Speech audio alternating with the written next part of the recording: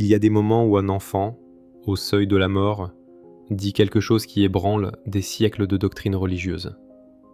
Pas une métaphore, pas un symbole. Quelque chose de direct, de troublant. Une petite fille, 5 ans, famille catholique stricte. Elle a entendu parler du jugement, de la punition, de la peur qu'elle devrait ressentir. Mais au moment où son cœur s'arrête, ce qu'elle voit n'est pas ce qu'on lui a enseigné. Pas de saint, pas de tribunal, pas de péché à confesser. Juste de la lumière, et quelque chose qu'elle appelle, sans hésiter, amour inconditionnel. Elisabeth Kübler-Ross a entendu cela des milliers de fois.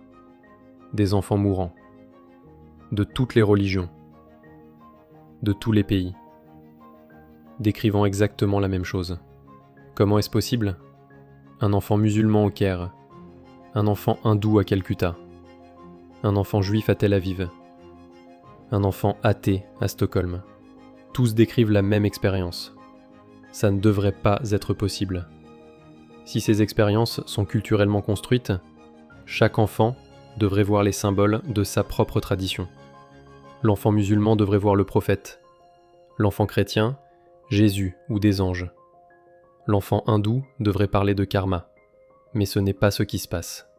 Au lieu de cela, tous les enfants décrivent la même chose. Un passage sans peur. Une présence sans jugement. Un retour sans reproche. Kübler-Ross l'a appelé l'expérience universelle de la mort. Elle a documenté comment les enfants sont accueillis par des proches décédés qu'ils n'ont jamais personnellement connus, des grands-parents morts avant leur naissance, des frères et sœurs dont ils ignoraient l'existence, des fausses couches, des morti-naissances, des pertes jamais mentionnées. Un garçon de 6 ans raconte à sa mère qu'un frère l'attendait dans la lumière. La mère s'effondre, parce qu'elle avait fait une fausse couche des années avant la naissance de ce fils. Elle ne lui en avait jamais parlé. Personne ne lui en avait parlé. Comment pouvait-il savoir ? Ce n'est pas de l'imagination. Ce n'est pas un dysfonctionnement neurologique. C'est de l'information qui ne devrait pas exister. Et pourtant, elle existe. Ici commence l'énigme. Les institutions religieuses enseignent depuis des millénaires que la mort est un moment d'évaluation, que l'âme est pesée, que les péchés sont comptés, que la grâce doit être méritée, que des intermédiaires sont nécessaires, des prêtres, des sacrements, des rituels. Mais les enfants mourants ne rapportent rien de tel. Pourquoi les plus innocents parmi nous ne voient-ils aucun juge ? Pourquoi dans leur description, il n'y a pas d'enfer, pas de punition, pas de hiérarchie de l'au-delà ? Est-il possible que la vérité sur la mort ait toujours été devant nous, prononcée par les voix de ceux qui n'ont pas encore appris à mentir ? Cette question ouvre une porte, et derrière cette porte attend une vérité qui change tout ce qu'on nous a raconté sur la fin de la vie. Kübler-Ross a posé une question simple. Si la religion enseigne la vérité sur ce qui arrive après la mort, pourquoi les enfants ne le confirment-ils pas ? Elle a étudié des centaines de cas, des enfants de familles chrétiennes fondamentalistes, élevés dans la terreur du feu éternel. On leur avait dit, encore et encore, que le péché mène à la damnation. Mais au moment de leur mort, aucun ne parlait de feu, aucun ne parlait de douleur, aucun ne parlait de punition. Au lieu de cela, un enfant de 7 ans disait « C'est comme rentrer à la maison, tout le monde m'attend. » Attend qui ? Grand-père, et quelqu'un d'autre que je ne connais pas encore, mais je le reconnaîtrai. Le grand-père était mort 3 ans plus tôt, mais qui était l'autre personne ? Les parents n'ont pas compris, jusqu'à ce que la grand-mère révèle qu'il y avait eu un autre enfant, mort-né, des décennies auparavant.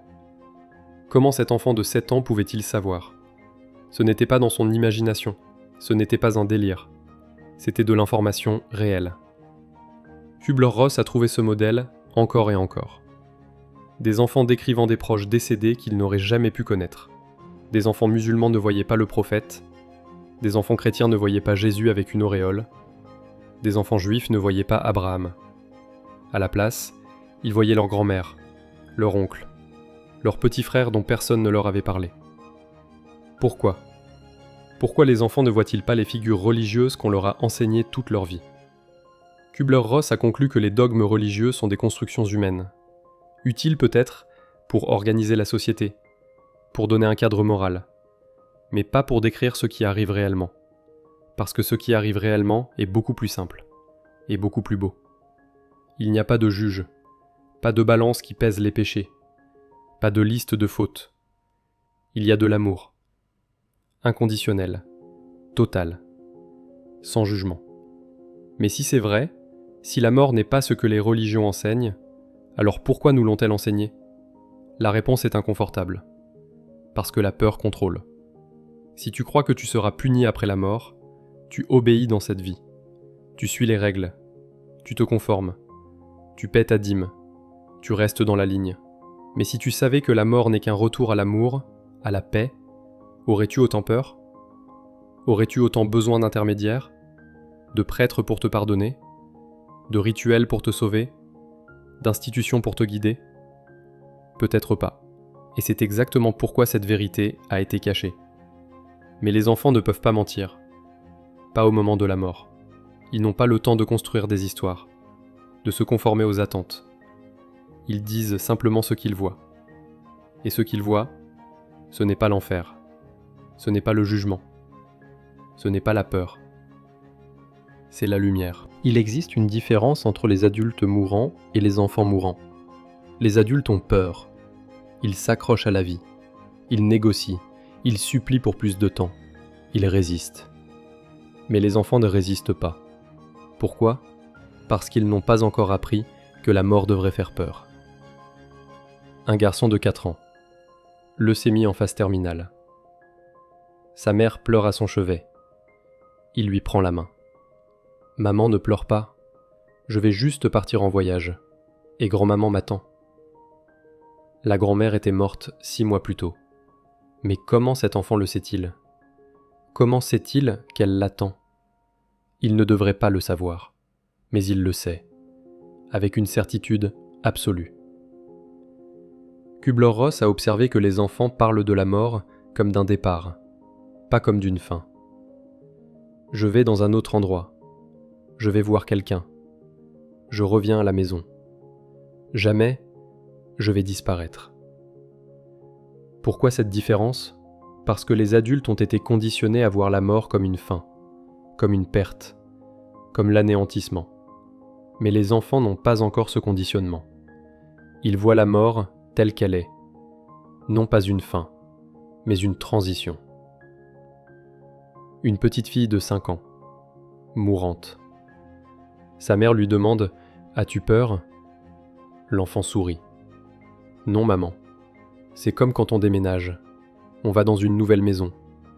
Mais on est toujours nous. » L'enfant n'avait jamais déménagé. D'où vient cette analogie ?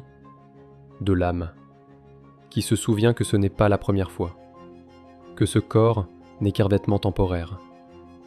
Mais les adultes ont oublié cela. Ils s'identifient au corps. Et quand le corps meurt, ils pensent que tout meurt. Les enfants savent que ce n'est pas vrai. Kübler-Ross a écrit « Les enfants sont nos plus grands enseignants sur la mort, parce qu'ils n'ont pas désappris la vérité. » Quelle vérité ? Que nous ne sommes pas ce corps, que la conscience continue, que l'amour ne meurt jamais, et que la mort n'est qu'un passage. Mais il y a quelque chose de plus, quelque chose que les enfants disent et que les adultes refusent d'entendre.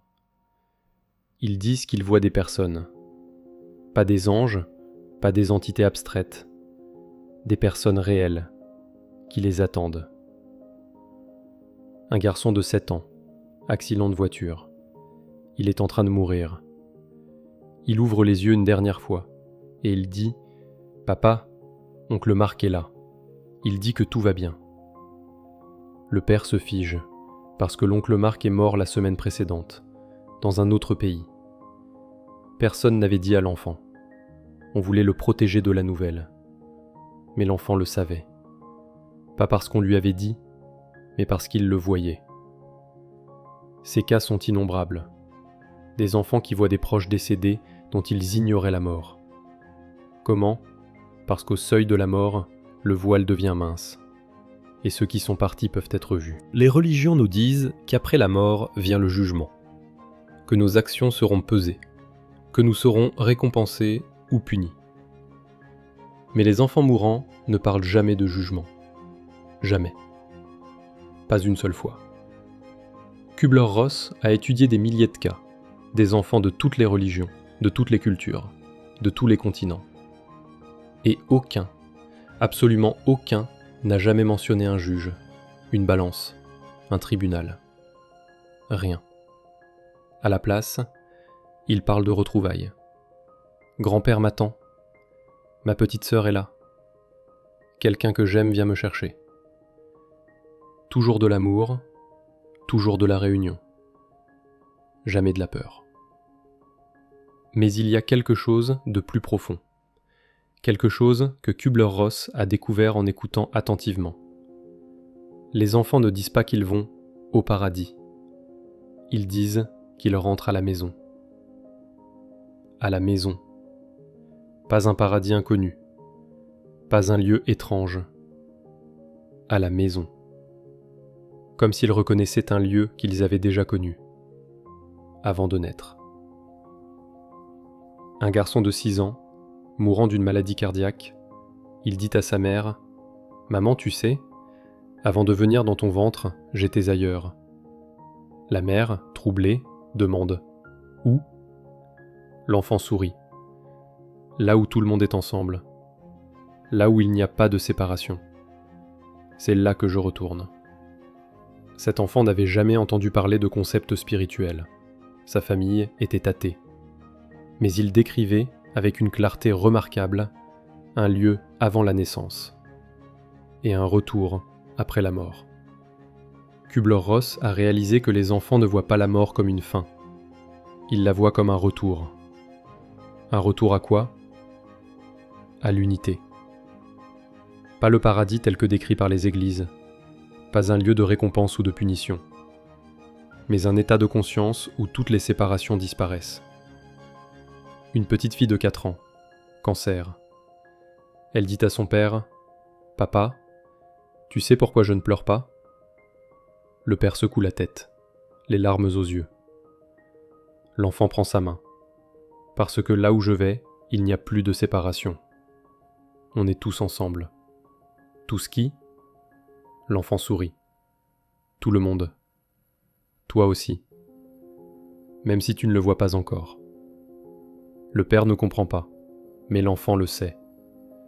Elle sait que la séparation n'est qu'une illusion de ce monde, qu'en réalité, nous sommes déjà tous connectés. Kübler-Ross a écrit « Les enfants nous enseignent que la mort n'est pas une séparation.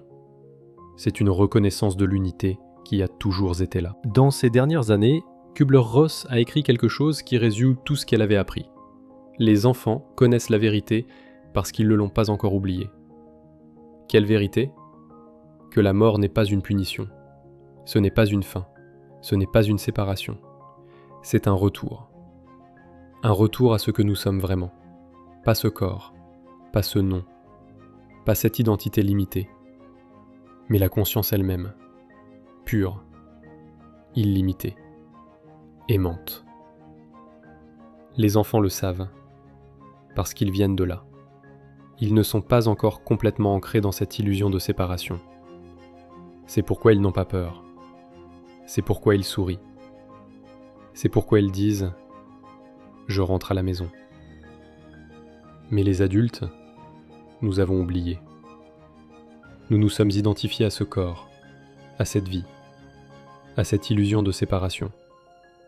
Et quand la mort approche, nous avons peur. Peur de quoi ? De perdre ce que nous pensons être.